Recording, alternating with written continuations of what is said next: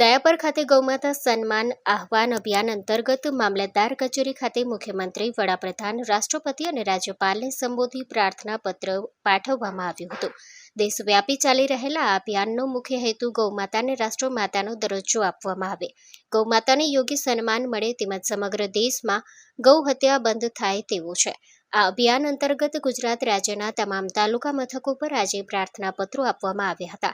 દયાપર ખાતે સવારે 10 વાગે સત્યનારાયણ સમાજવાડી કેડીસીસી બેંક ચોકથી ગૌભક્તોની ઉપસ્થિતિમાં કાર્યક્રમનો પ્રારંભ કરવામાં આવ્યો હતો. ત્યારબાદ સવારે 11 વાગે મામલતદારને આવેદનપત્ર સુપરત કરવામાં આવ્યું હતું. કાર્યક્રમ દરમિયાન નારાયણ સરોવરના શાસ્ત્રી અજીતભાઈ જોશીએ પૂજન અર્ચન તથા મંત્રોચ્ચાર કરાવ્યો હતો.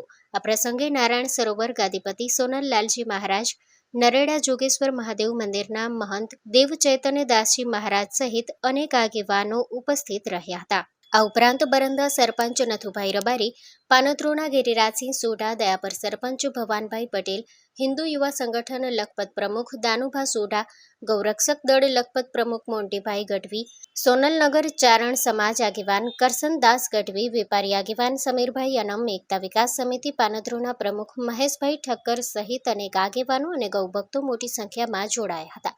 લખપત તાલુકાના પાનત્રુ, વર્માનગર, કપુરાસી, નારાયણ સરોવર, બરંદા, ખારાઈ, દોલતપર, લક્ષ્મરાણી, કોરિયાણી, સોનલપર, નવાનગર, કાટિયા, ઘડુલી, વિરાણી, નાની મોડિયા, બાલાપર, નરેડી અને લખપત સહિતના ગામોમાંથી મોટી સંખ્યામાં ગૌભક્તો ઉપસ્થિત રહ્યા હતા.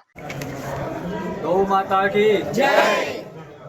આજરોજ લખપત તાલુકા મામલતદાર કચેરી ખાતે જ્યારે સમગ્ર ભારતની અંદર ગૌ આહવાન અભિયાન, ગૌ માતાને રાષ્ટ્રીય માતાનો દરજ્જો પ્રાપ્ત થાય હેતુથી જ્યારે પૂરા ભારતની અંદર અભિયાન ચાલી રહ્યું છે, એ અંતર્ગત આજે લખપત તાલુકા મામલતદાર કચેરી ખાતે આપણા સનાતન ધર્મનું પ્રાણધન જેને કહી શકાય અને ગૌ માતા વગર આપણું જીવન એ આપણે કલ્પના પણ ન કરી શકીએ.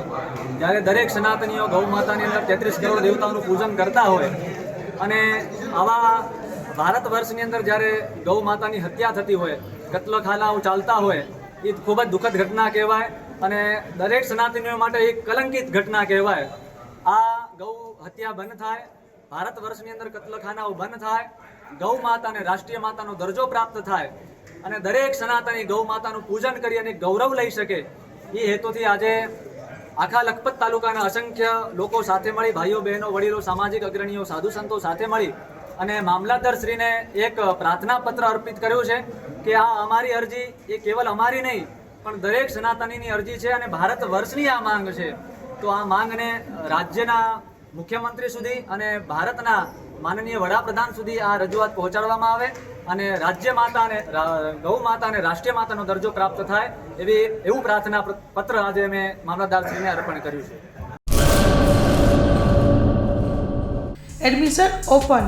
ઉમા એજ્યુકેશન ટ્રસ્ટ સંચાલિત ઉમા વિદ્યાલય ગુજરાતી અને અંગ્રેજી બંને માધ્યમમાં શિક્ષણ આપવામાં આવે છે. શિશુ મંદિર 1 અને 2 સાથે એલકેજી અને યુકેજી તથા ધોરણ 1 થી 12નો અભ્યાસ અમારે ત્યાં કરાવવામાં આવે છે. ઉચ્ચ માધ્યમિક અભ્યાસમાં આર્ટ્સ અને કોમર્સ પસંદ કરી શકો છો. સંસ્કૃતિ અને સંસ્કાર સાથે આધુનિક શિક્ષણ. બાળકના સર્વાંગી વિકાસ માટે રમતગમતની સાથે સાંસ્કૃતિક કાર્યક્રમો અને સ્વઅભ્યાસિક પ્રવૃત્તિઓ કરાવવામાં આવે છે. માતૃપિતૃ વંદના જેવા કાર્યક્રમોનું આયોજન કરી શાળા કક્ષાએ વિવિધ ઉજવણી કરવામાં આવે છે. બહાર ગામથી આવતા વિદ્યાર્થીઓ માટે બસની વ્યવસ્થા આપવામાં આવે છે. સાથે સમૂહ પ્રાર્થના, વ્યાયામો, કસરતો, વાલી મીટિંગ, માતૃપિતૃ વંદના, વિશિષ્ટ કાર્યક્રમોની ઉજવણી અમારે ત્યાં કરવામાં આવે છે. તો રાહ શેની જુઓ છો? આજે જ એડમિશન લ્યો ઉમા વિદ્યાલયમાં. અમારું સરનામું નોંધી લેશો: બેરુ રોડ, નખત્રાણા, કચ્છ.